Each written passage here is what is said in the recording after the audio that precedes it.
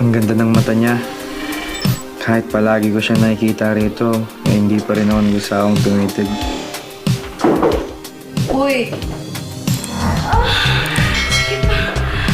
Kaya minsan, napapaisip ako sino siya. At paano siya nauwi sa gabi-gabing pag-check-in kasama ng iba't ibang tao. Ay, swerte naman ng matandang yan. Lai, Thumbs up na. hindi kasi tayo kontraktor. Opo ma'am, malamig po Siyempre, din. naging paborito na rin siya ng mga katrabaho ko. Parang bomba store daw ang arrive. Tao bang mga asawa at syota ng mga gago? Rico, dito ka na lang muna. 5 minutes.